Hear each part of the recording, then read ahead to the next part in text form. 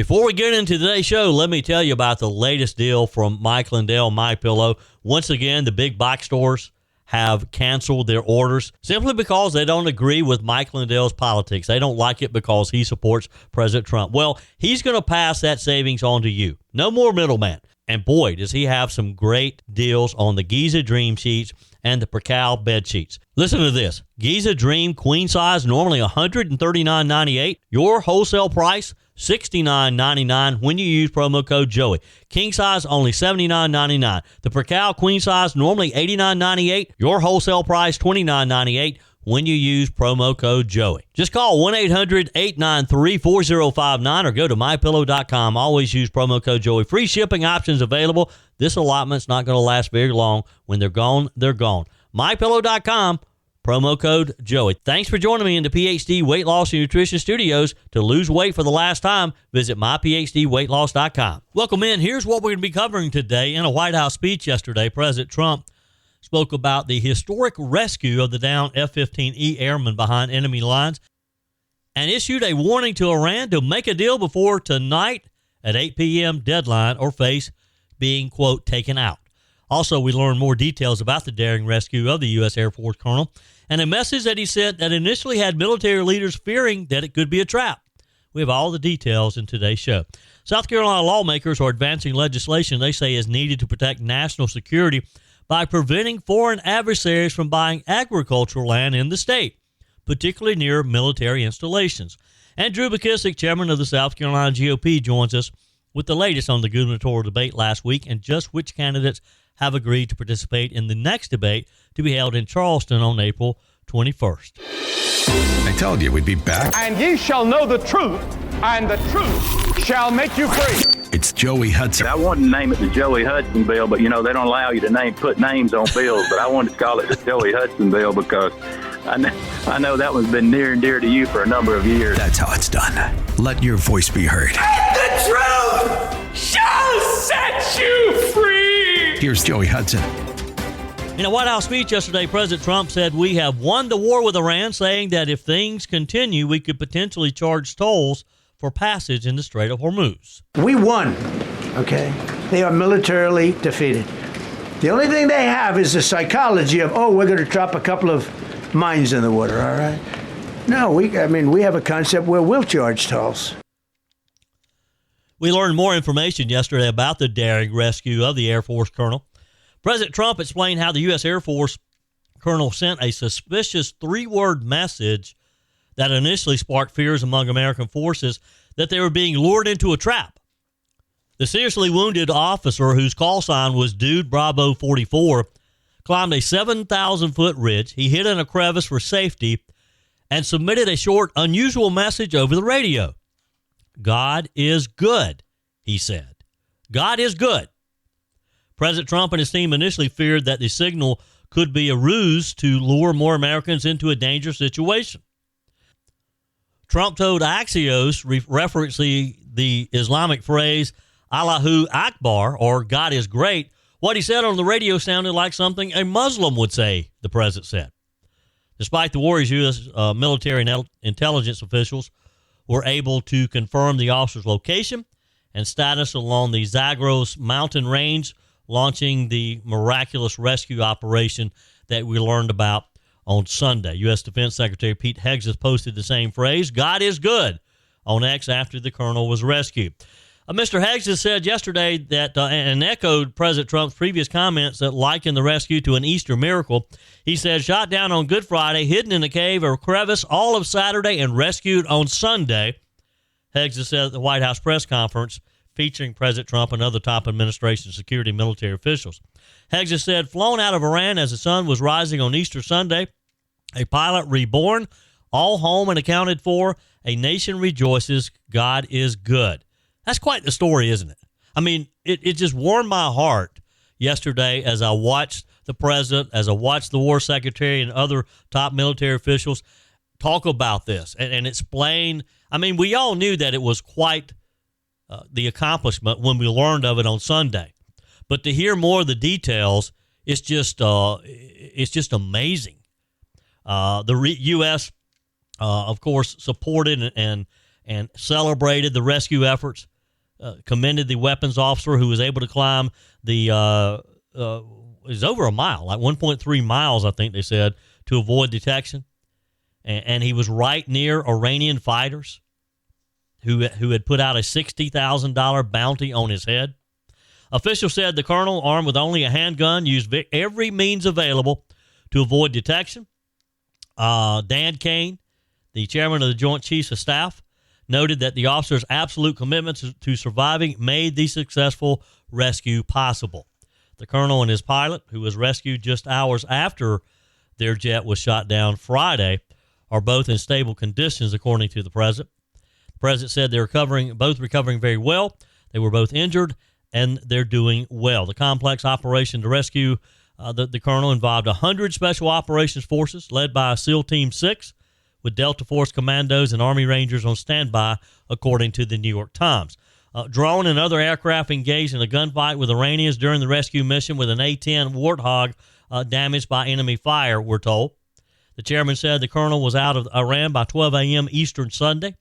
He said this was an incredibly dangerous mission, an incredibly dangerous undertaking, but a fulfilled promise made to every American warfighter that you will not be left behind. We also learned more details about the CIA reportedly assisting by pulling off a diversionary tactic that saw the U.S. plant fake intel that the soldier had already been rescued and was being driven out of Iran, paving the way for the actual retrieval mission. CIA Director John Ratcliffe told reporters the rescue was a challenge, likening the hunt for the soldier trying to find a single grain of sand in the middle of a desert. He said this was also a race against the clock, as it was critical that we locate the downed aviator as quickly as possible, while at the same time keeping our enemies misdirected. He said our intelligence reflects that the Iranians were embarrassed and ultimately humiliated by the success of this audacious rescue mission. Iran said that it lost 4 Army officers who were killed while engaging U.S. forces who were trying to rescue the pilot. The Army said in a statement, in the early hours of Sunday, these Army officers engaged in direct combat with enemy fighter jets, helicopters, armed drones, and support aircraft in the area of Isfahan.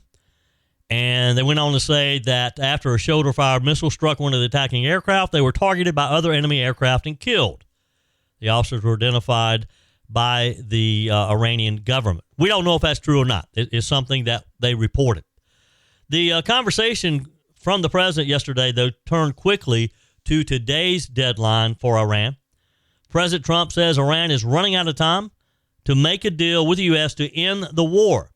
Fox's Jared Halpern from the White House. Civilian targets, including bridges and power plants, will be hit by the U.S. military, President Trump says, if Iran does not agree to a peace plan by tomorrow night. It will take them 100 years to rebuild. The president says he won't allow Iran to have nuclear weapons and claims he has the support of the Iranian people. We've had numerous intercepts. Please keep bombing. Bombs that are dropping near their homes. Please keep bombing.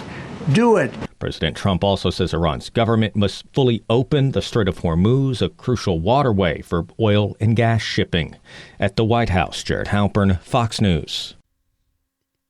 For now, tonight's 8 p.m. deadline looms for Iran to make a deal to President Trump's satisfaction. Trump said, I can't talk about ceasefire, but I can tell you that we have an active, willing participant on the other side. He said Iran has been excellent negotiators because they've been able to delay peace for decades. They would like to be able to make a deal. I can't say any more than that, he said. The plan, short of an imminent peace deal, Trump said, would be devastating for a country that would require a century to rebuild. The president vowed we have a plan because of the power of military where every bridge in Iran will be decimated by 12 tomorrow night, where every power plant in Iran will be out of business, burning, exploding, and never to be used again. He said, I mean complete demolition by 12 if they don't meet the deadline. Where every bridge in Iran will be decimated by 12 o'clock tomorrow night, where every power plant in Iran will be out of business, burning, exploding, and never to be used again. And again, a lot of this is said for the American people to understand what's going on, but it's also put out there for Iran's leadership to hear what the president has in mind. And the president was pretty clear. Iran has until tonight at 8 p.m. No more extensions on the deadline. He's already given one extension. This is it. 8 p.m. tonight, Iran has to make a deal. We're giving them till tomorrow, 8 o'clock Eastern time. And after that, they're going to have no bridges. They're going to have no power plants. And here's what could be the good news. Fox News is reporting that it appears Iran is taking the threat seriously, saying that the Moshar petrochemical special economic zone in southwest Iran has been totally evacuated. The zone's public relations officer said all personnel was ordered to evacuate by the region's emergency command committee, the Iran International reported.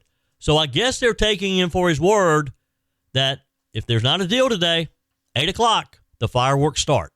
You don't have a weight problem. You have a body that's in survival mode, and no medication, crash diet, or app is going to fix that. Joey Hudson here, Ozempic, Wegovy. These GLP-1 drugs are exploding in popularity, and for some, they're a useful tool, but they don't address why your body started storing fat in the first place. At PhD Weight Loss, they treat the unwanted weight as a symptom, a signal that your metabolism, hormones, and stress response need some attention. When they correct those, the weight comes off naturally, and more importantly, it stays off. Because they're not just helping you lose weight, they're helping you increase health span and extend longevity. Right now, call PhD Weight Loss and mention Joey Hudson. You'll get 2 weeks free in the program, and they'll pay for your food. That's a $1,500 value, completely free. Call 864-644-1900. Do it right now. Mention Joey Hudson. Again, that's 864-644-1900, or go to myphdweightloss.com. No more guessing, no more short-term fixes, just a smarter way forward. Yesterday was just a big news day in addition to the news conference that President Trump had, the speech from the White House giving us the details, the sort of behind the scenes, if you will, of that heroic mission to save the U.S. Air Force pilot. We also were just mesmerized by the Artemis II as it began its historic flyby of the moon yesterday in what is the mission's showstopper event, or was the showstopper event, giving its crew and those Earthlings, those of us back home, the first glimpse ever of parts of the lunar dark side. The capsule began to fly by around 2:45 p.m. Eastern time yesterday.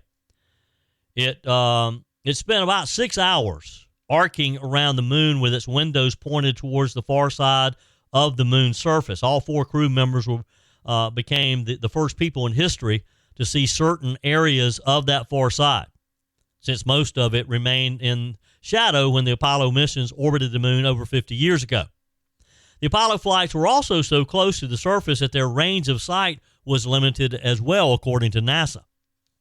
But Artemis's flyby is very different. The capsule stayed between 4,000 and 6,000 miles from the lunar surface, which allowed the crew to see the entirety of the far side under the full light of the sun. It had to have just been wonderful. And, of course, they're sharing this. But with the technology that we have today that Apollo didn't have years ago, it's like being there almost. The moon appeared about the size of a basketball, held at an arm's length to the crew looking out the capsule's windows. It was about 3 to 4 times larger than Earth as the flyby began, according to the crew. Artemis II's astronauts spent the flyby photography, video, making in-person observations of the far side of the part of the research. I guess you could say it was sort of like a podcast from outer space. They lost contact, of course, with the Earth about halfway through the flyby. That was at about 6:44 yesterday in the afternoon, when the moon itself blocked communication signals between the capsule. They were reestablished communications around 7:25 to 7:30 in that range, after Artemis made its closest pass through the lunar surface at about 4,000 miles in altitude. The crew has already set the record for the furthest distance travel from Earth. They did that about 2 p.m. yesterday when they flew further than Apollo 13's 248,655-mile record, which had stood unbroken since 1970. Artemis II will continue breaking that record. They reached just over, I think it was about 252,000 miles from Earth when they finished their operation yesterday. It ended about 9:30 or so last night. The crew then will started making their way back home to Earth.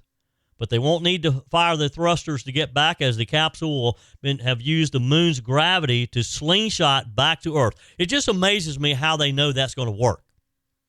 I've never understood that. And I remember as a kid watching the Apollo and watching them talking about the Earth's gravity pulling you back, and I'm thinking, what if it doesn't? How do you get back if it doesn't? According to NASA, it will be a 4-day journey back to Earth, with the capsule expected to splash down in the Pacific Ocean sometime Friday night, sometime around 8 p.m. So we will see. If all goes well, astronauts will go back up on an Earth orbiting mission in 2027 under Artemis 3, and then we'll walk on the moon in 2028 for Artemis 4. They'll be back on the moon. I hope to be able to interview Charlie Duke, who lives in the upstate of South Carolina, sometime soon. I'm going to try to make that happen and get his firsthand experience of actually being on the moon. All right, let's do a little bit of a transition here and go from the moon to Augusta, Georgia. It's Masters Week. And, of course, the Masters is all about tradition. There's a lot of tradition involved. It includes everything down to what the golfers actually wear during the 4 days at Augusta National Golf Club. That was on display last year when Australian star Jason Day was asked to keep his Melbourne golf outfits a bit more reserved. But it seems that he's already starting to push the boundary before teeing off for his first round on Thursday of this week. Mr. Day, he's a former world number 1 golfer, was spotted yesterday for his practice round in Melbourne's Birds of Georgia collection. He is wearing a top that featured a bunch of different birds, from orioles to cardinals to woodpeckers and more. I mean, it was very colorful, if you will. Now, the outfit was supposed to have matching pants, but it was reported by Sports Illustrated that Jason Day was told by Augusta National to wear normal, solid-colored pants instead. Now, I don't know if you happened to see this. I did. I immediately pulled up some images. I knew that I could find some online. And it is a very colorful shirt.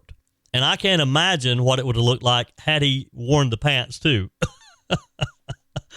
Now, what kind of prompted some of this, according to the report, Melbourne, the company, and this is a clothing line. I was not familiar with them until last year when he wore some of these, and then it was kind of reminded of it when this report came out yesterday. But Melbourne posted some of Day's outfits for the week on social media.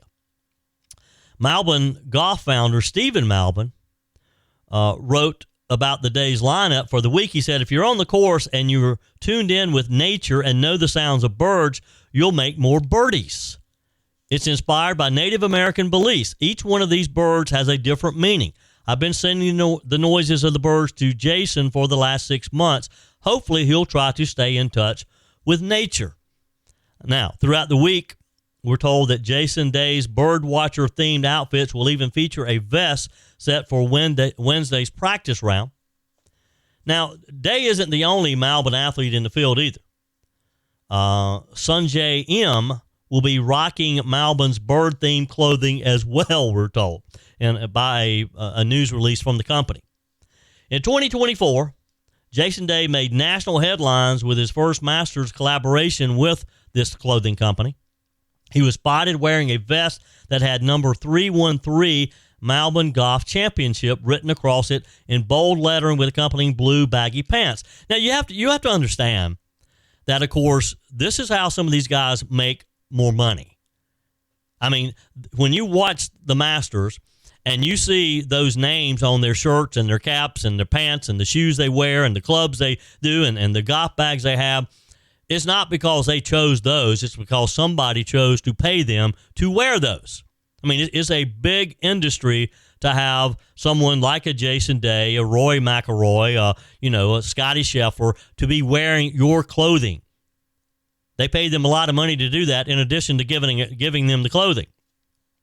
So back to 2024. When Day showed up to the course for his round, which came on the same day due to a rainout on Thursday, the vest was no longer being worn. Again, this was a vest that was had that number 313 Melbourne Golf Championship written across its lettering. Day revealed later that Augusta National told him to remove the sweater as he didn't want to ruffle any feathers during the first major of the year. He did what he was told, he said. He said, my agent got a call from high above and said, hey, we need Jason to take that vest off. Now, again, this just shows you how closely scrutinized these guys are by Augusta National Golf Course and the committee. Day said last year's original Masters plan were a lot crazier than the 2024 lineup, and he said the Masters requested an early look at what he was expected to wear. Plans had to be changed. So now they're asking him to run his wardrobe by them before he even starts. The article from the New York Post goes on to say, but while Day admitted he was not here to step on anyone's toes because I know that when we play at the Masters, it's all about the Masters, his outfits this week already seem to be pushing the limit. This will be Jason Day's 15th Masters tournament appearance at Augusta National, with his best finish coming in 2011 when he tied for second. So he may not be that great playing the Augusta National course, but boy, is he making the rounds and making the news by the clothes that he wears. You know, they're very strict down there. You can't take your phone in. It's probably the only golf tournament that you can't have your phone. But it's a great experience. If you ever have the chance to go to Augusta and to see the Masters, I recommend it. It's expensive to get in, but once you're in, it's great. The food, their claim to fame are their pimento cheese sandwiches, and they're like $1.50 or so. It's very inexpensive. Your comments are welcome on the Furman Ford text line, 864-477-JOEY. That's 864-477-5639. Emails always welcome, joey@joeyhudson.com. Speaking of the Furman Ford text line, you know, it's never been more important to support locally run businesses owned by people who actually live here in the upstate. Let me take a minute to talk with you about our friends at Furman Ford. If you're looking for a new vehicle, maybe a great pre-owned vehicle, one you can trust, or maybe you're looking to order that special vehicle. Either way, if you want a new one, a brand new one, or a pre-owned that you can trust, the folks at Furman Ford, they're there to help you. Their name is on the sign because their name is on the line, because every single transaction is important to them. Jim Furman, Matthew Furman. They do business the right way. When you stop by, when you give them a call, or maybe when you just send them a quick email, you're always going to have access to a member of the Furman Ford family. And by the way, they also offer great service, and you're not going to have to wait weeks and weeks to get it done. And you do not have had to purchase your vehicle at Furman Ford. Doesn't even have to be a Ford. They service all makes and models. Visit my friends at Furman Ford online at furmanford.com, furmanford.com. A few weeks back, we talked about the thousands and thousands, actually millions of acres that are owned by foreign countries. Nearly 46 million acres of forest and farmland are presently held by foreign investors, including countries hostile to our country. This is according to data that was released by the U.S. Department of Agriculture. The foreign farmland purchases map unveiled to the public about 2 years ago highlights the increase of foreign persons buying up land across all 50 states and Puerto Rico, which many lawmakers have deemed a national security risk. Approximately 45.8 million acres, or that's 71,562 square miles, slightly larger than the state of Washington. That amount of American soil belongs to foreign entities. Now, some of those aren't necessarily hostile. Canada and the Netherlands, Italy, and the United Kingdom own a large part of that land. But we also have other countries that we consider hostile. Chinese companies and investors, some directly involved with the Chinese Communist Party, on more than 277,335 acres across 30 states. That could be different now that these numbers are as of the end of 2024. Texas far outranks other states in terms of Chinese bought land, with 123,707 acres owned. North Carolina and Missouri each have just over 42,000 acres under Chinese ownership. Utah has over 33,000 acres bought by China. And that number keeps growing. Again, it's probably more now because these are old numbers. Now, other foreign adversaries have bought U.S. farm and forest land as well. Venezuela owns more than 90,000 acres of land across 17 states. Iran has bought just over 3,000 acres across 10 states. Pakistan owns 2,100 acres across 3 states. Additionally, just over 3 million acres of U.S. land across 43 states are owned by foreign entities unknown origin, with 1.38 million acres having no foreign investor listed and 1.69 million acres having no predominant country code. So we're not quite sure where they fall in there. Now, USDA Secretary Brooke Rollins says the agency's data release at the latest was to defend the homeland as part of the new National Farm Security Action Plan. She did not specify whether or how the federal government will curtail future land purchases by foreign entities. She said, "Gone are the days of foreign adversaries taking advantage of our farmland, farmers, and programs paid for by American taxpayers. Our work is far from done. We'll continue to restore farm security and expose the extent to which our adversaries have targeted American agriculture." Well, some states aren't waiting for the feds to take control of this. Case in point, South Carolina lawmakers are advancing legislation they say is needed to protect national security by preventing foreign adversaries from buying agricultural land in the Palmetto State, particularly near military installations. Now, the bill, which is moving through the House, would prohibit 5 countries, China, Iran, North Korea, Russia, and Cuba, from owning farmland in South Carolina. Supporters say the measure is necessary to safeguard both the food supply and sensitive military infrastructure. South Carolina Representative Patrick Hadden, he's a Republican from Greenville, he chairs the House Operations and Management Committee, said our priority is protecting our food and our military bases. Mr. Hadden said action is needed before foreign land ownership becomes a larger issue in the state.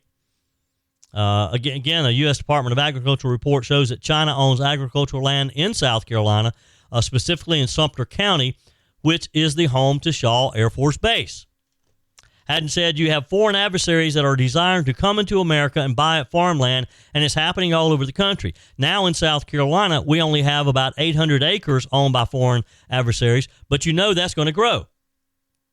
Supporters of the bill also note that South Carolina has lost nearly 400,000 acres of farmland to development over the last 2 decades, increasing concerns about preserving remaining agricultural land for that reason, for farming.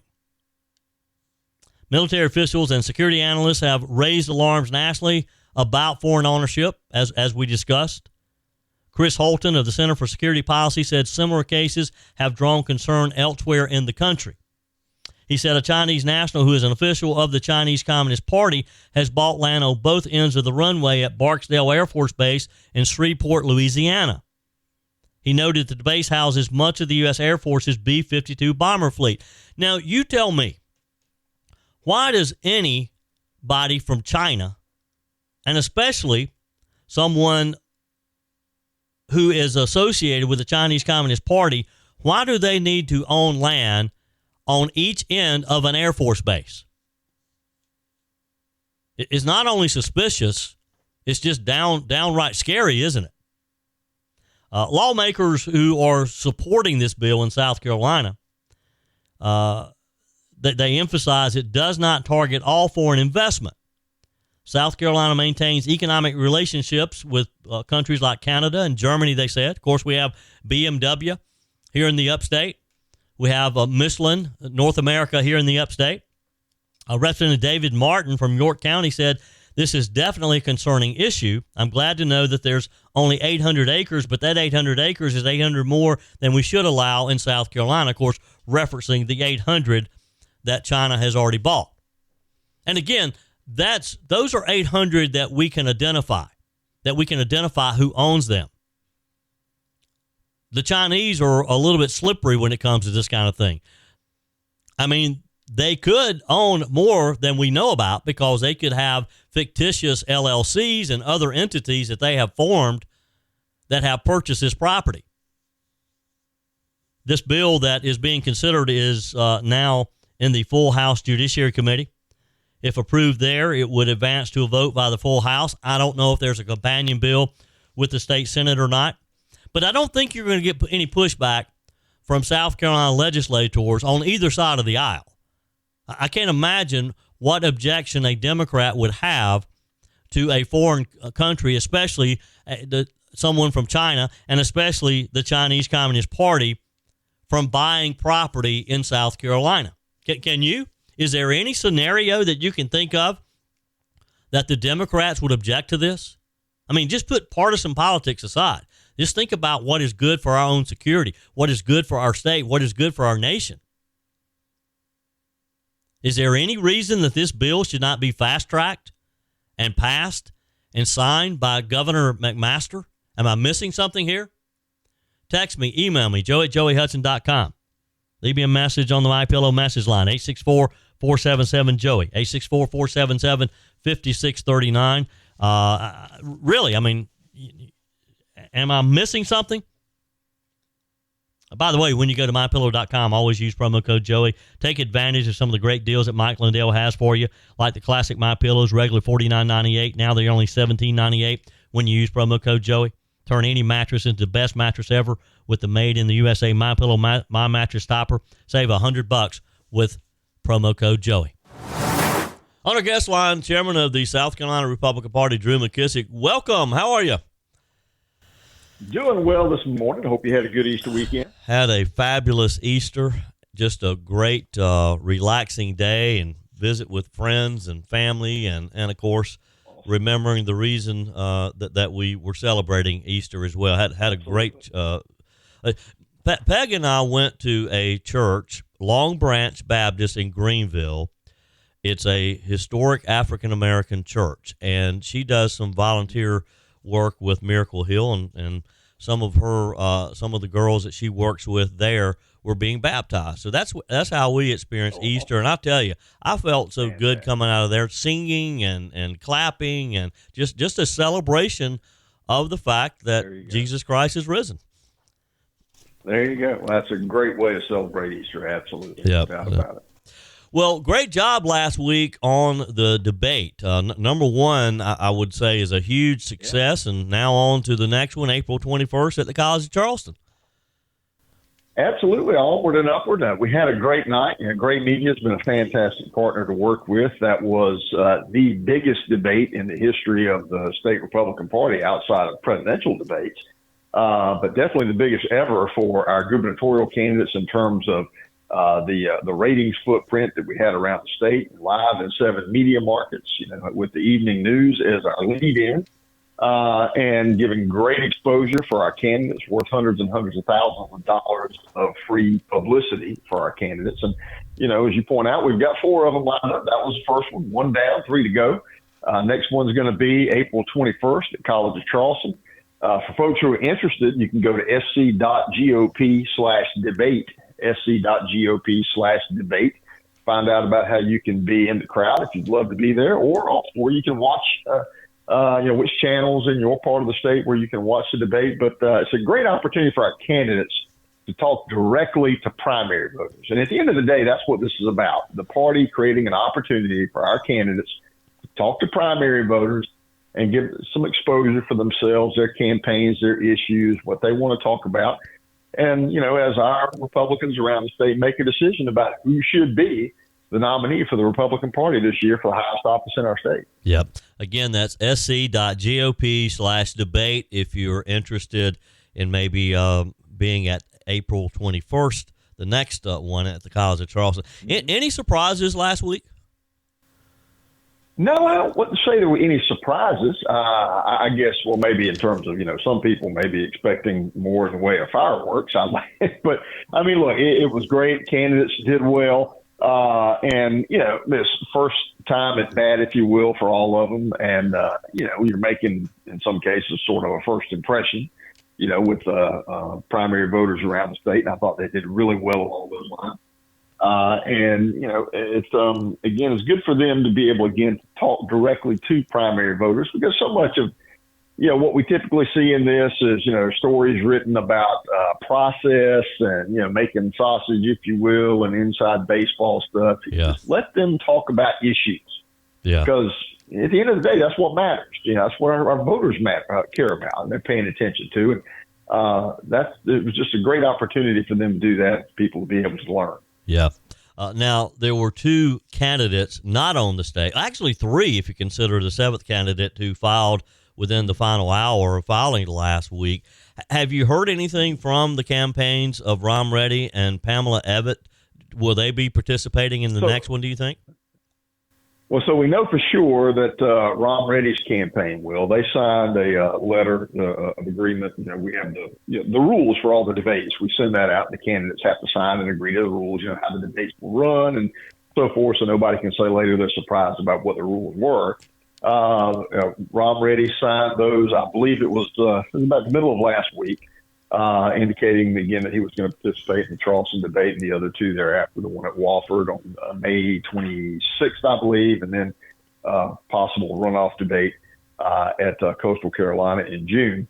And let's think we're still waiting to hear from the Lieutenant Governor's campaign. Yeah. Now, this other candidate who filed, and I'm sorry I can't recall her name, now Jackie someone, would she be eligible to participate? Well, so I can't say for sure, because what the debate committee voted to do a week ago, when they issued the invitations for the debate in Newberry, was that they would reconvene prior to every debate and essentially go through the same process again. I see. And look at what poll numbers may be, and then decide who to invite. They waived the financial requirements, in terms of fundraising. Mm-hmm.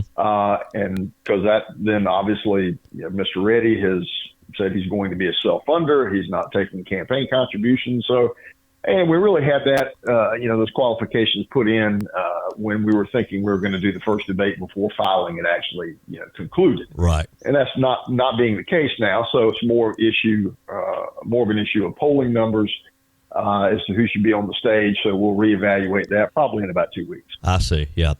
Drew McKissick is my guest today, chairman of the South Carolina GOP. If you would like additional information about the upcoming debate, April 21st, go to sc.gop/debate.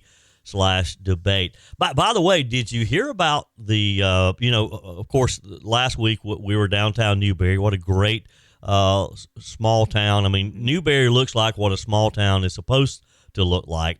I got there a little early and went across the street to a great little coffee shop there and had a cup of coffee and all. Mm-hmm. I learned over the weekend that we had somebody following us. Did you know that Rahm Emanuel was in Newberry the very next day?